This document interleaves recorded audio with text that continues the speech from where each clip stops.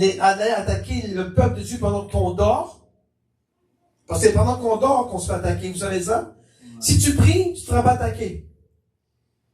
Si tu es en prière, tu ne peux pas te faire attaquer, n'est-ce pas? Parce que tu as l'Esprit de Dieu sur toi. Mais lorsque tu dors, c'est là que Satan il va picosser dans ton esprit, il va picosser dans ton corps physique, il va picosser dans ton monde spirituel pour te faire du mal. Amen? C'est là que Satan agit le plus. Et c'est pas là que seulement Satan agit le plus, c'est là que Dieu agit le plus aussi. Je vais vous montrer dans la parole de Dieu comment Dieu agit durant la nuit. Satan agit durant la nuit, Dieu aussi agit durant la nuit. Et c'est important de comprendre qu'il est important maintenant de se lever, ne serait-ce que 20 minutes. Amen. Ouais. Si Jésus priait la nuit, nous aussi, Seigneur, Jésus, donne-nous la force de prier comme toi. Si Jésus parlait à son papa, nous aussi, nous devons parler à notre papa la nuit. Et vous savez, ce Jésus-là, si on lit ça, la parole de Dieu, là, le lendemain, c'est qu'est-ce que Jésus allait faire? Jésus, il n'y a pas une journée, là, il passait les nuits à prier Dieu. Maintenant, ce temps-là propice, là, dans la parole de Dieu, le lendemain, qu'est-ce qui s'est passé? Il a fait la plus grande prédication du sermon sur la montagne. Heureux ceux qui sont, je ne connais pas par cœur, là. Heureux ceux qui sont affligés. Heureux ceux qui ont le cœur pur et verront Dieu. C'est là que l'Esprit de Dieu a donné le sermon sur la montagne à Jésus. Amen. C'est là que Jésus prêchait, qu'il enseignait à son peuple. Gloire à Dieu. Amen. C'est pas moi de ce problème. Délivre-moi de ces ennemis. Délivre-moi de ces démons. Délivre-moi de cette maladie. Délivre-moi de telle chose, de mes enfants. Délivre mes enfants de telle situation. On doit sortir la nuit et crier à Dieu comme le peuple de Dieu a crié. Et c'est à minuit que Dieu est sorti. Dieu va sortir la nuit pour toi, pour te libérer. Te protéger. Et te libérer plus. Parce que moi, quand je dis ça, c'est que Dieu a délivré son peuple. Il n'a pas seulement protégé, il a délivré. Alors moi, je crois sincèrement que nos prières de minuit aussi peuvent faire en sorte que le Seigneur délivre notre situation que l'on peut vivre de difficile dans nos vies. Et je vous l'ai dit, ne serait-ce que 15, 20, 30 minutes, 1 heure. Au moins, vous faites l'action de le faire. Et qu'est-ce qu'on doit faire? Est-ce qu'on doit retirer cette mauvaise herbe? Jésus a dit non. De peur d'arracher la bonne herbe aussi avec. Le Seigneur te demande de faire quelque chose. C'est lève-toi la nuit. Vous voyez? Ici, si on change la parole de Dieu, là, puis on amène notre goût, OK? Parce que c'est pas ça, là. On amène notre goût dans le sens. On la change pas, là. Je vais juste vous faire montrer quelque chose, d'accord? Là, Dieu, Jésus dit que quand les gens dorment, Satan vient mettre de la mauvaise semence. On va changer dans la bonne chose que le Seigneur veut maintenant.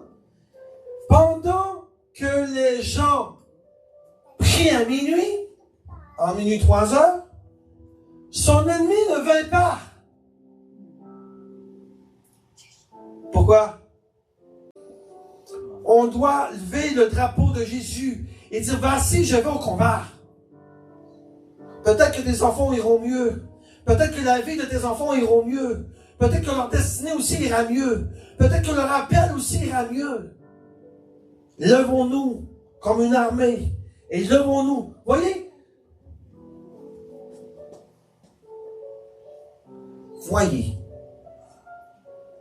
Pendant que tu dors. Écoute ça, c'est très important là. Il y a beaucoup de sorciers, de sorcières, de sataniques, je peux dire aussi.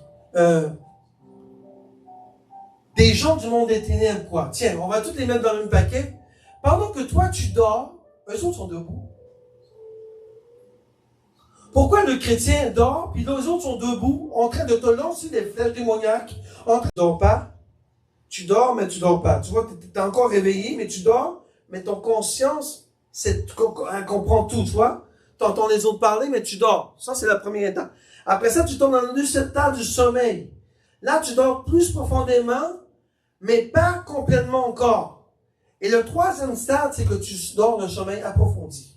Là, tu es parti. Il peut y avoir des bruits autour de toi, des gens qui vont parler, tu vas juste pas comprendre. Parce que là, tu dors d'un sommeil profond. La parole nous dit que lorsque tu dors dans un sommeil profond, c'est là que Satan vient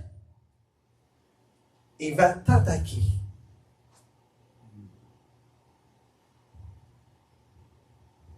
Là, ton rêve, tes visions, tes pensées. Tu vois, le cerveau enregistre tout ce que tu as fait dans la journée. Et c'est comme vous attaquez, mes enfants. Oui, il y en a et il y en aura toujours. C'est pour ça qu'il est important de se lever la nuit et de prier. Pas toute la nuit.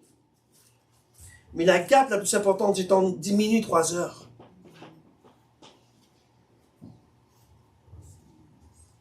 Amen. Amen. Je refuse que Satan entre dans ta chambre, mette un dépôt démoniaque dans ta vie, au nom de Jésus-Christ. Je refuse que Satan puisse mettre quelque chose en toi qui n'est pas de Dieu au nom de Jésus-Christ. Mets le sang de Jésus dans ta chambre avant de te coucher. Mets le sang de Jésus sur ta femme. Mets le sang de Jésus sur tes enfants. Mets le sang de Jésus dans ton lit. Mets le sang de Jésus.